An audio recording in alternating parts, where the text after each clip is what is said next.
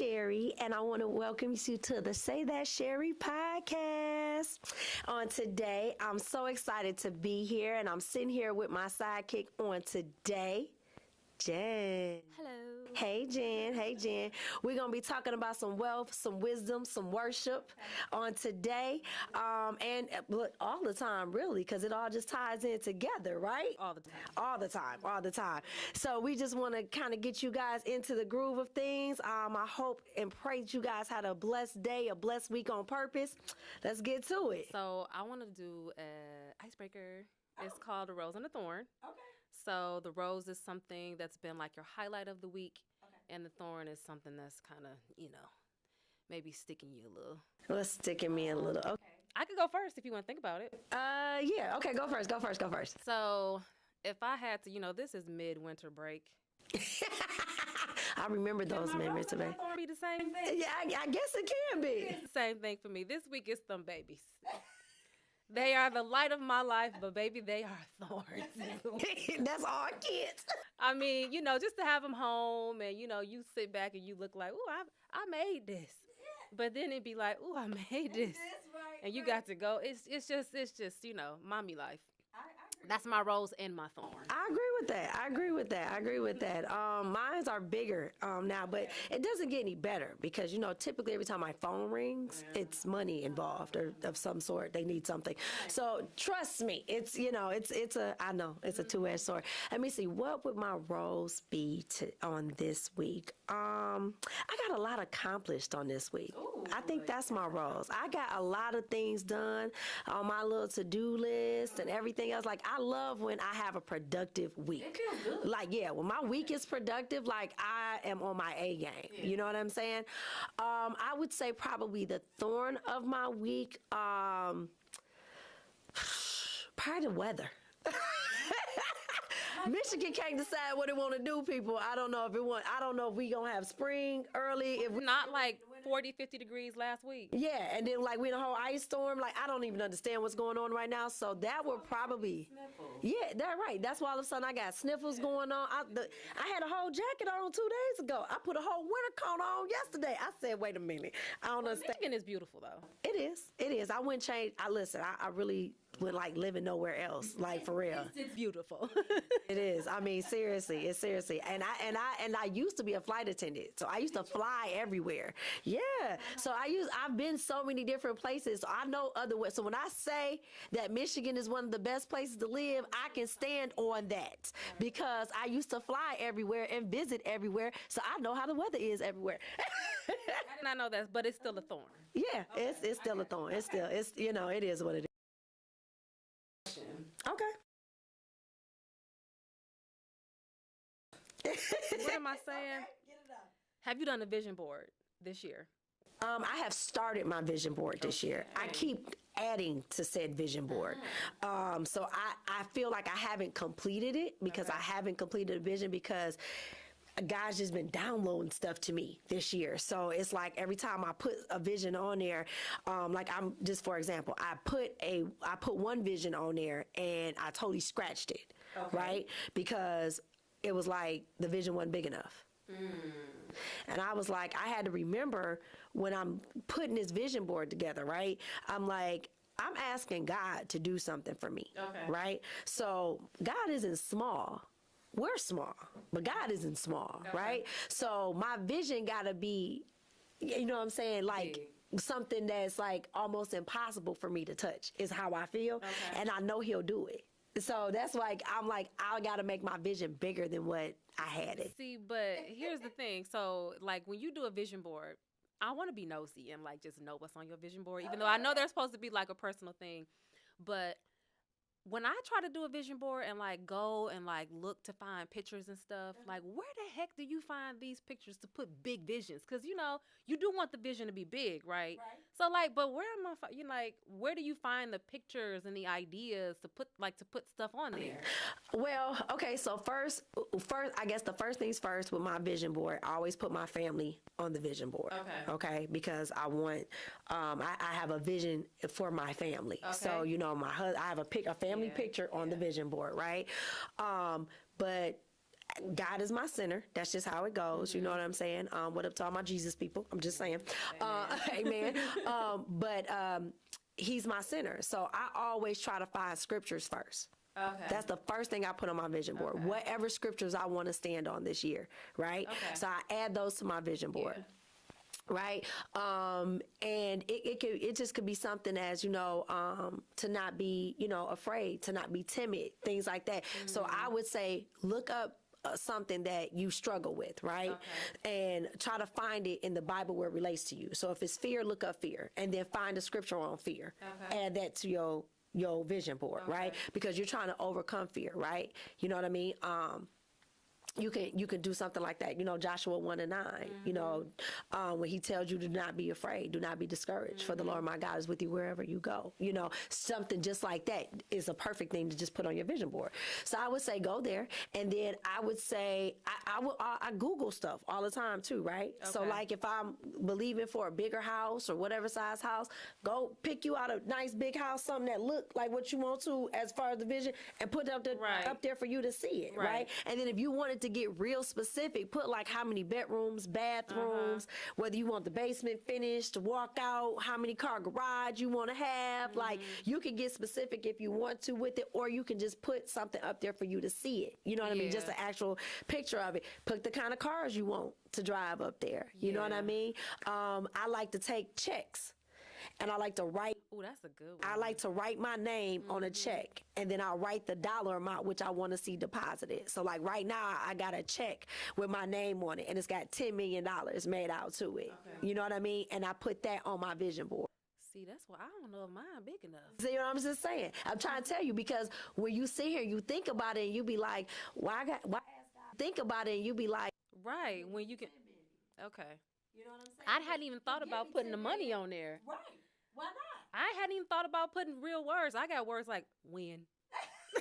It's like, I got to add some more stuff, I guess. Yeah. So listen, but that's the great thing about the vision. The vision is always going forward. Right. So, you know what I mean? Like if he keeps you visualizing on things, if he keeps you thinking about certain stuff and, making it to where you can manifest, he's still talking to you. So it's okay. Right. Okay. So since you started your board, you've been putting stuff on, taking stuff off. Like, is it important? Like, should we just do it and just put one together, and then as it needs to change it, or just keep one and then move stuff and interchange it from that? I think you should. Most people don't do it, and some people, a whole board is a lot for them. So and that's what stops us from doing it at all, right? Is I don't have time to do that. I don't have time to do a vision board or anything like that. So just start with one thing you're believing for. I would say that. Yeah. Right? Just start with one thing. If it's a new house, just put a new house up there. Okay. You feel what I'm saying? Yeah, that's a good one. If you want to increase in knowledge, put a class you want to take, something you're inspiring to do, right? So say for instance, you want to get in real estate or something. Okay, so put, a real estate school up there in front of your face. Okay. So you got to look at this real estate school every time you walk past your refrigerator. Right. Every time you go in your bathroom, you know what I'm saying, to brush your teeth in the morning, brush your teeth at night. You're going to look at this vision every single day to remind you, I want to go to real estate school. I want to do something else. So you can start just that small. It don't have to be a big vision board, but I would say just start it, and then you'll see once certain stuff start to come to pass off the vision board, you get excited. Yeah. My husband and I, we do a vision board every single year, and just once a year. Typically once a year. Okay. Because, and we typically do it once a year, and then sometimes halfway through the year, we'll be like, dang, this already came to pass. Let's swipe this out. Okay. This already came to pass. Let's swipe that out. Okay. You know what I mean? But it's interesting to see if you do your vision board at the beginning of the year, first quarter, and then you go back to it fourth quarter, and you can actually see how many things God did off that vision board. You'll be like, oh my God, I can't believe this. So I did a vision board once. Okay. Before I got married. And when I say everything on that vision board happened, I just, I knew I saw myself in places, right? Like I saw myself as a mom. I saw myself getting married. I saw myself in the house. But when I say that, it is like literally, it's a real thing. Yeah. Everything on it has happened. Yeah. I haven't been Now see, that's another thing, is I haven't been as purposeful in the past as I have more recently about doing a vision board, but I think that's a good idea. I never thought about carrying it with me because I'm like, if I do a vision board and I just like start it, but I don't finish it, I just feel like I ain't finish it. Like it doesn't feel like, oh, I started, you know, like it feels like. So, like I said, as we get busy, Right. and mommyhood take over, work take over, this take over, we get distracted, right? And you know, the enemy loves to cloud our vision. Yeah. He don't want you focusing on nothing. So that's the reason why certain things we get so busy and we get so wrapped up in certain things that he tries to make stuff bigger. You know what I mean, or more important than some of the smaller things that get us to where we are. Yeah, I can so we see gotta that. remember what got us here. It was a vision that got you married. It was a vision that made you a mom. You see what I'm saying? It was a whole vision is the reason why you're here. Yeah. So you got to take it back to your basics sometimes. Okay. So instead of overwhelming yourself with saying, okay, I'm going to do a whole board, just pick 2-3 things. You know what I'm saying? Put yourself up, put it down. Listen, if you want to, just lay it on the table. Take a picture with your phone. That's your board. Okay. My vision board was my screensaver on my phone. Ah, you know what I'm saying? That's my screensaver. Yeah. So when my phone goes off, my vision board is there. Yeah. You see what I'm saying? So I got you look at this thing 20,000 times a day. Yeah. Is that not my vision board? Dang, on my phone? That's her vision board. That's the board on my phone. Yeah. Okay. So I stay in vision of all the time. Like, okay, I got a purpose going on here. And that helps too with the down days. Like the days where you just don't feel like it. Days when like everything is just, it doesn't seem like it's working. Right. If you could just pick that up sometimes and just go, I got a vision. You know what I mean? I got a plan. And this all got to be part of the plan. So I got to keep going. Right. Whatever this is, it's gonna be all right because this it's got to work. This vision, this vision gotta happen, right? That's good. I never even thought about putting it on the phone, so that's a really really good one. So you said you and hubby do it together. Do y'all do one separate and then one together, or y'all just do one board?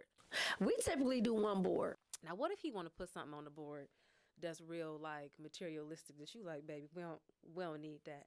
Does that ever happen with y'all? No, because I feel like, I mean, you know, you want it, I want it too. That's all right, baby, that's okay. We're going to be in it together, I guess. I mean, you know, I'll be like, all right, you know, that's not really what I would have wanted, okay. But, you know, it's okay. Let you express yourself.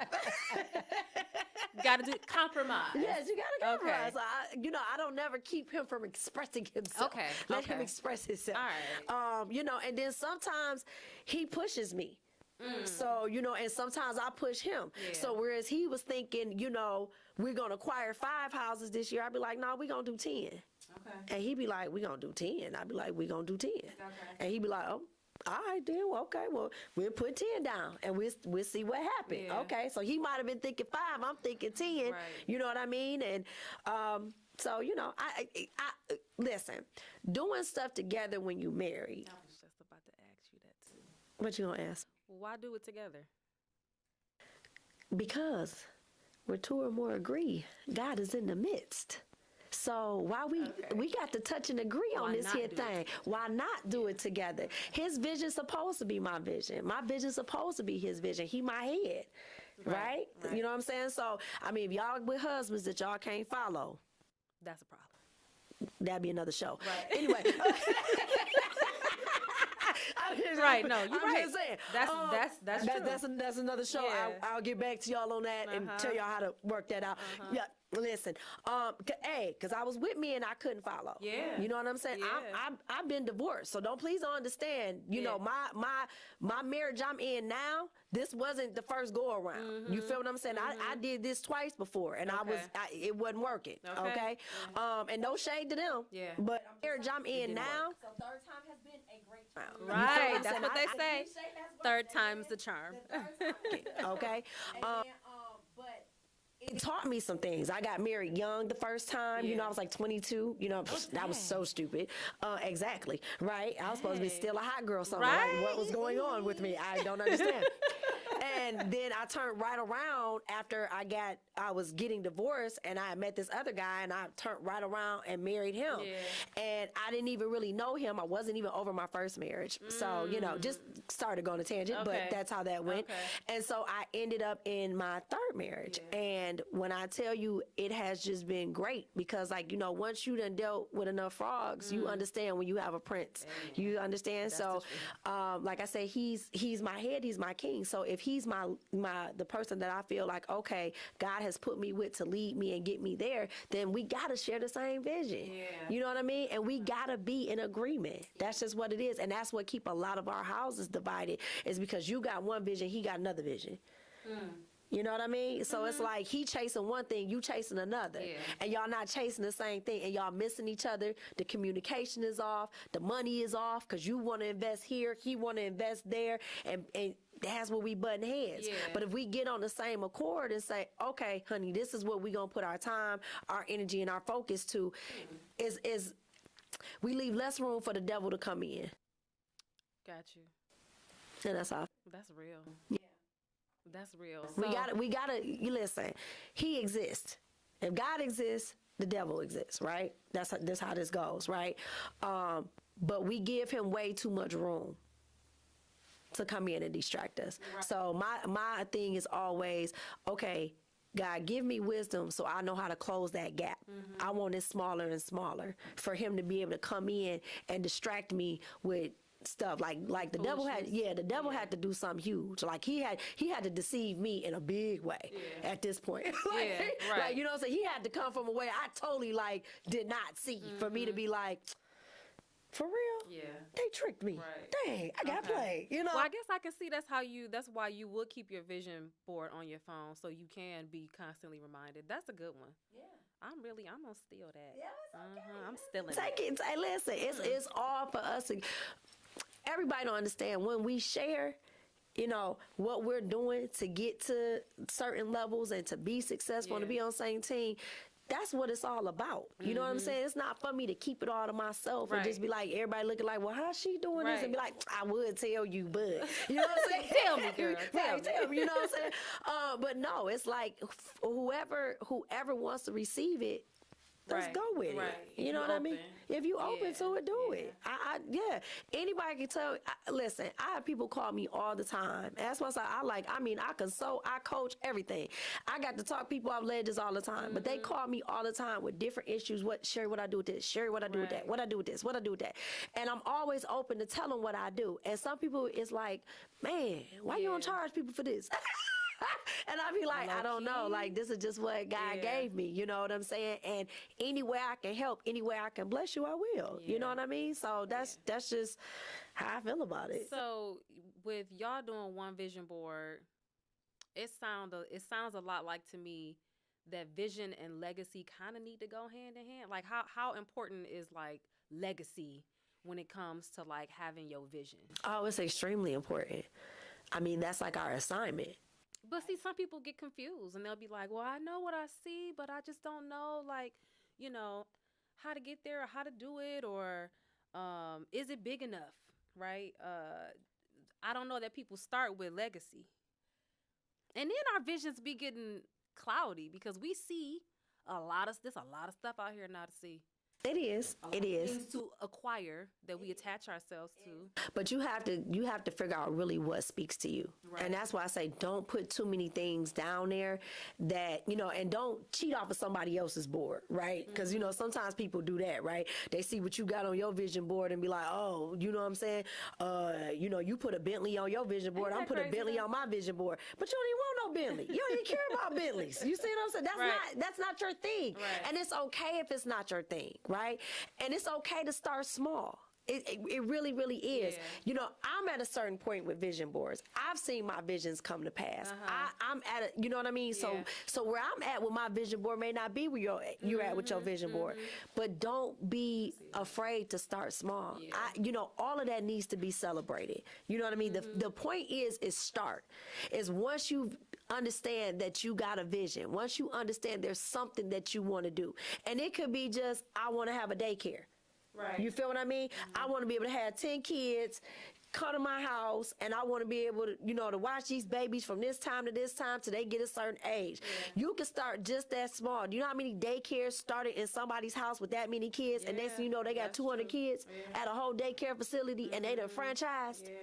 You feel what I'm saying? So it doesn't have to be a big vision, and it doesn't have to be something to where you got to impress everybody with it. Only person you need to impress is you. Right. So if once you satisfy that goal, once you see that vision come to pass, oh my God, you're going to be running to put down your next vision. You're going to say, oh my goodness, okay, so I got my 10 kids in the house. I need 20.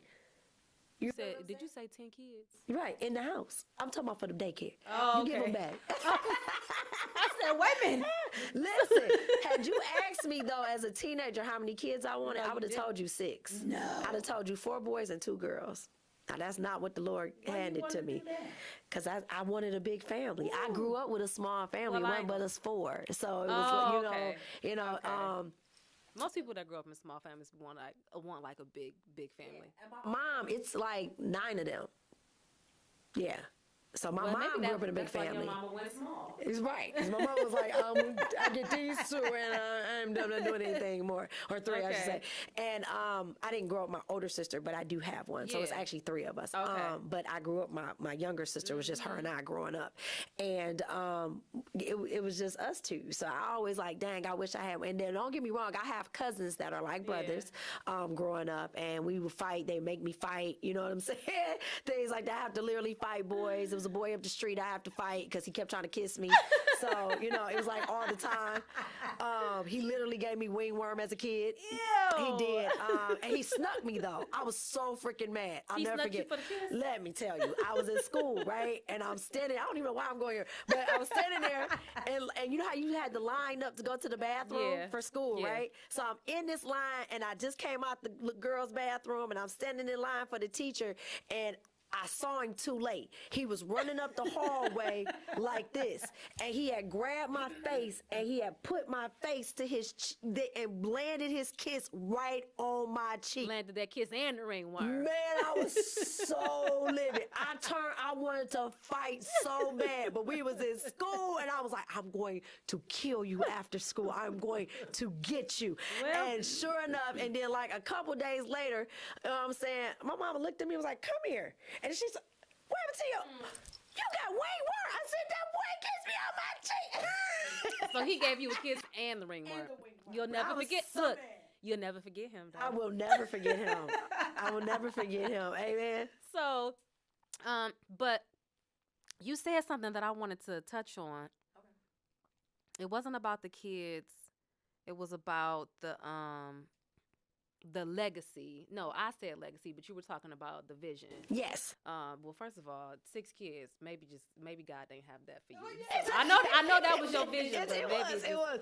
Like I said, as a kid, as a teenager, if you'd asked me like 14, 15, I'd have been like, I want 6 kids. I want 4 boys. I really wanted all boys. And then I was like, I'll just do girl. I do want a couple girls. So I said 4 boys and 2 girls. And look at you. Well, I got 2 girls. You ain't right. Cool. Right. So legacy. I want to talk about that too, because a lot of people don't think about their legacy. No, I don't know if people connect vision and their legacy together. But they should, though. Right? They definitely should, because what do you see for your family? And I mean, especially in our culture, it's hard to get people to adapt to the life insurance and leaving stuff for their families and everything else. I mean, seriously. But I don't understand why not, because this is how the wealthy keep their families wealthy. They pass their belongings on. You got great-great-granddaddy who started the company, and every generation after him, you know what I'm saying, is taught how to keep the company running, how to keep the business going, how to keep the legacy going, how to keep the wealth going. I mean, when you talk about the Rockefellers and everything, the Fords and everything else, this is what they did. That's true. Generational wealth. They do. Right? Mm-hmm. And the reason why they got generational wealth is why? Is because they set stuff up to where not only I taught you the business, right? You know how to take it over, but I also left some insurances in place. So any debt that I left got paid off and taken care of, and I left you with some wealth to be able to, some seed to start over. Right. You know what I mean? So I don't know why your legacy, your vision does not include your children and what you want to leave to them and what type of life you want to have. I want to make my children's life easier than mine.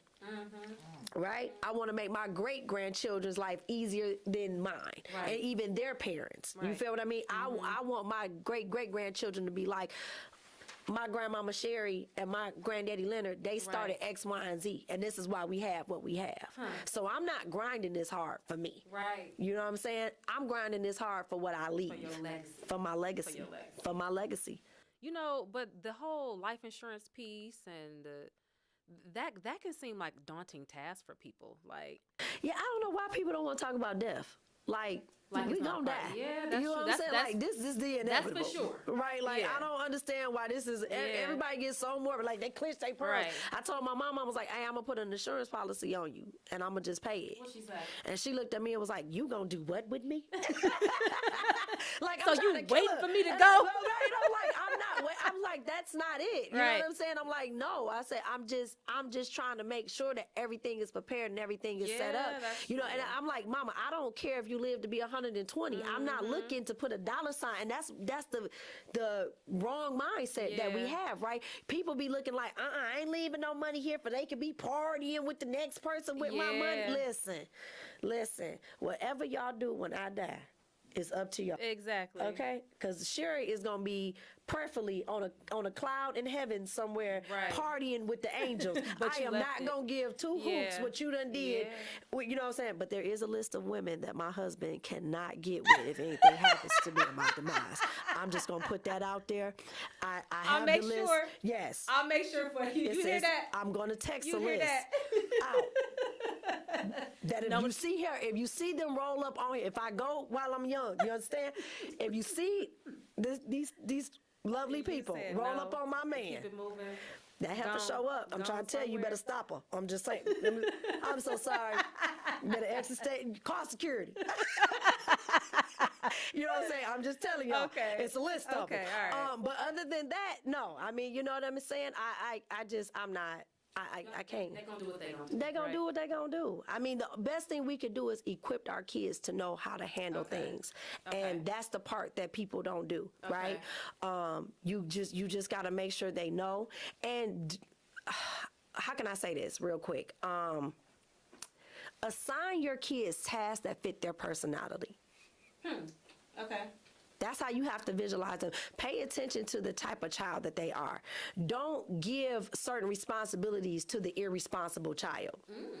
Okay. Just because they're the oldest, just because, they're your favorite, because, we got favorites. Yeah. You Oh, know, I don't got no favorites, baby. That's what we say. But in your heart of hearts, you might have one that you favor just a little bit more than the other. But what I'm saying is just because it's, just because that child's the oldest or whatever. My dad is the youngest, and he was the most responsible out of his siblings. Yeah. You know what I mean? His brothers, I'm sorry, he's the middle. He's not the youngest. His sister was the youngest. But he was the younger brother, is what I'm saying. And out of the two of them, he was the most responsible. So when it came down to it, my grandparents left him in charge of X, Y, and Z. So it didn't have anything to do with age. It didn't have anything to do with position.